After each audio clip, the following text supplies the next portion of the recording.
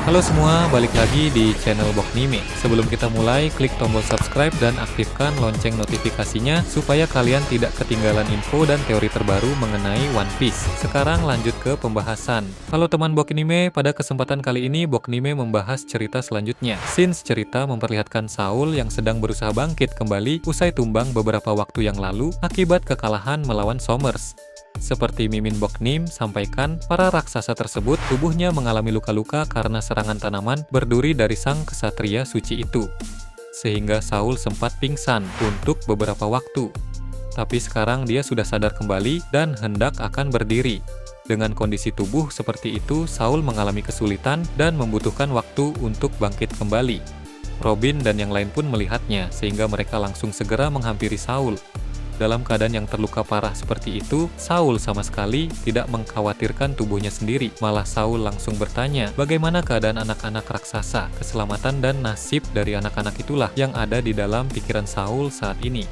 Robin pun menjelaskan bahwa seorang pria tua yang sangat kuat telah pergi untuk menyelamatkan anak-anak tersebut. Pria tua itu pun sebelumnya telah berhasil memukul mundur salah satu kesatria suci.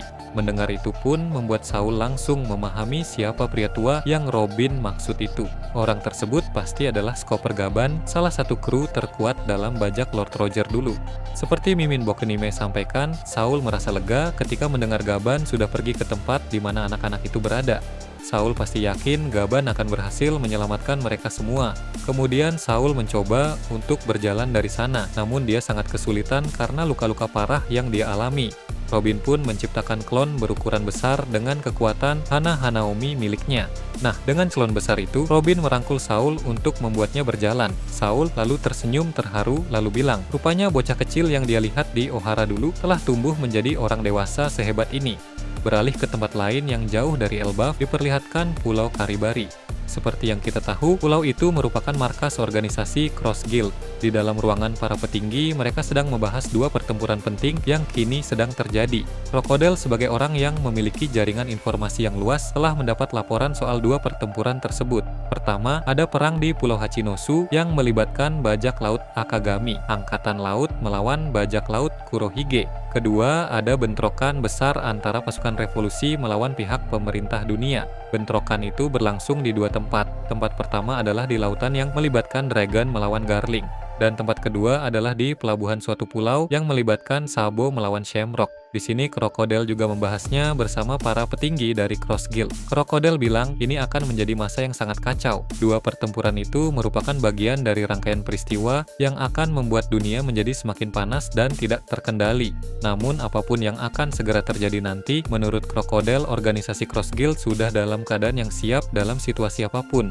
Untuk saat ini, kelompok itu memang telah berkembang menjadi semakin besar dan semakin kuat. Di ruangan itu juga telah ada beberapa karakter tangguh yang menjadi petinggi-petinggi baru di kelompok itu. Jadi dengan begitu mereka siap untuk menghadapi berbagai situasi ke depan nanti. Tiba-tiba seorang bawahan datang memasuki ruangan itu untuk memberi laporan penting. Dia bilang ada masalah besar di wilayah bagian pantai. Armada besar angkatan laut datang untuk menyerang, yang mana armada itu dipimpin oleh Laksamana Ryokugyu. Sejak beberapa waktu yang lalu, Akainu Memen telah memerintahkan Ryokugyu membawa pasukan besar untuk menyerang kelompok Cross Guild. Sebab ulah dan aksi dari organisasi itu tidak bisa dibiarkan lebih lama lagi karena mereka sudah mengakibatkan banyak korban jatuh dari pihak angkatan laut. Cross Guild memberi bounty untuk para marinir sehingga kini angkatan laut yang sedang bertugas di luar seringkali mendapat serangan tiba-tiba dari para penjahat bahkan dari para warga sekalipun. Karena tentu orang-orang itu tergiur dengan hadiah dari Cross Guild. Akainu yang merupakan Fleet Admiral bahkan diberi bounty yang sangat tinggi, yaitu 5 mahkota alias 5 miliar berry. Dengan begitu tak heran jika Akainu segera mengambil tindakan tegas dengan mengirim Admiral beserta beberapa Vice Admiral dan pasukan besar ke markas Cross Guild. Para petinggi Cross Guild termasuk Crocodile dan Mihawk pun segera pergi ke bagian wilayah pantai. Sedangkan untuk Buggy, dia mengambil pengeras suara untuk memberi semangat kepada para pasukan Cross Guild. Rupanya Buggy masih belum berani untuk turun tangan langsung ke medan pertempuran. Terlihat di pesisir pantai Pulau Karibari, ada 3 orang Vice Admiral yang telah mengalahkan beberapa kroco dari Cross Guild. Tapi begitu para petinggi Cross Guild datang ke sana, Mihawk dan Crocodile langsung menyerang 3 Vice Admiral tersebut. Crocodile mengalahkan 1 Vice Admiral, sedangkan Mihawk langsung mengalahkan 2 Vice Admiral sekaligus. Masing-masing dari Vice Admiral itu tumbang hanya dengan 1 serangan saja. Ryokugyu dari atas kapal pun bisa melihat kemunculan dari para petinggi Cross Guild itu. Tiba-tiba dari kapal angkatan laut itu terlihat rentetan tembakan laser. Ternyata hal tersebut adalah ulah dari para serapim yang ikut ke sana. Rupanya Ryokugyo tidak datang bersama pasukan angkatan laut saja, tapi dia juga membawa 3 serapim atas perintah dari Akainu. Seperti yang kita tahu, serapim diciptakan untuk menjadi pengganti dari Shichibukai.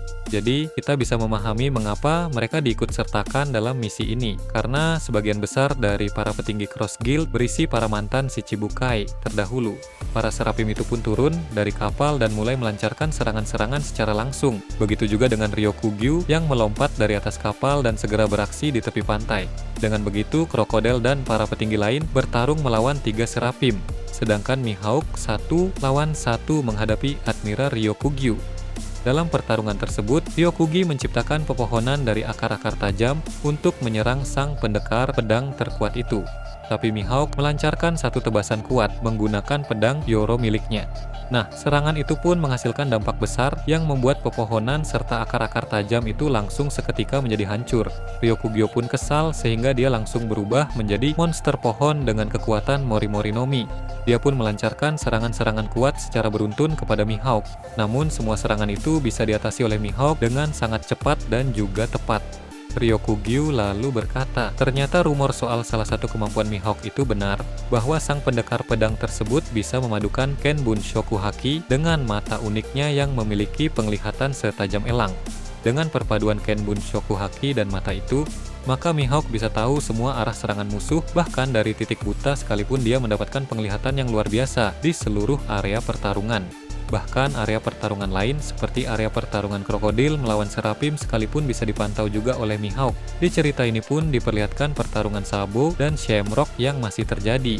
Pertarungan itu pun diperlihatkan sedang terjadi di pelabuhan suatu pulau pun mulai diperlihatkan kembali. Di tempat pelabuhan itu sedang terjadi pemuatan suplai terbaru di kapal pemerintah dunia yang akan berangkat ke Marijuis. Beralih ke Elbaf di langit dunia Grand Line yang terbelah oleh garis merah, seberkas cahaya jatuh dari langit. Gumpalan api dan puing menyertai sosok bersinar yang menukik dari atas. Langit tampak retak dan wilayah dunia matahari yang suci terlihat pecah sebagian.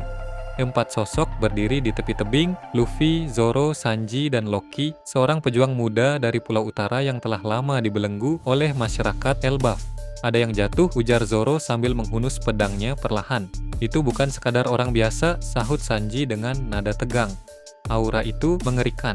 Luffy hanya tersenyum lebar seperti biasa. Ayo kita lihat. Keempatnya mendekat dengan langkah cepat, menelusuri jejak api dan tanah hangus. Di tengah lubang tanah yang baru terbentuk, tergeletak seorang kesatria suci. Matanya menyala dengan kekuatan misterius dan luka parah menodai wajahnya. Ia adalah Gunko, salah satu kesatria suci dari dunia matahari, Loki. Berdiri kaku, matanya memerah, penuh dendam. Gunko, gumamnya, tubuhnya bergetar. Tenang Loki, kata Sanji, dia belum bangun sepenuhnya. Namun Loki sudah tidak peduli. Dengan sebuah raungan marah, dia menarik kedua tangannya hingga borgol batu lautnya berbunyi nyaring. Gunko, si kesatria suci itu benar-benar menyebalkan. Akan aku akhiri sekarang juga dengan kekuatan hakiku. Seketika hawa panas menyelimuti tubuh Loki. Aura haki pun mulai berdesir dari balik kulitnya, namun hanya sekejap. Borgol batu laut masih melingkar di lengannya, menekan kekuatan buah iblisnya hingga nyaris lenyap. Gunko perlahan membuka matanya dan tersenyum samar meski darah menetes dari tubuhnya.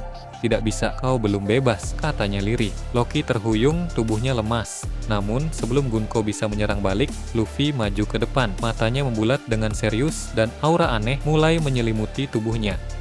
Kalau begitu, biar aku yang selesaikan, seru Luffy. Tubuhnya berubah, rambutnya memutih, matanya memancarkan energi dewa kuno. Gear 5 pun diaktifkan. Dengan langkah lincah dan gerakan kartunis, Luffy melompat ke udara dan melontarkan tinju raksasa berlapis haki raja ke arah Gunko. Gunko meloncat ke samping, terengah-engah. Tinju itu menghantam tanah, meninggalkan kawah besar dan retakan seperti petir haki yang terus mengeluarkan percikan.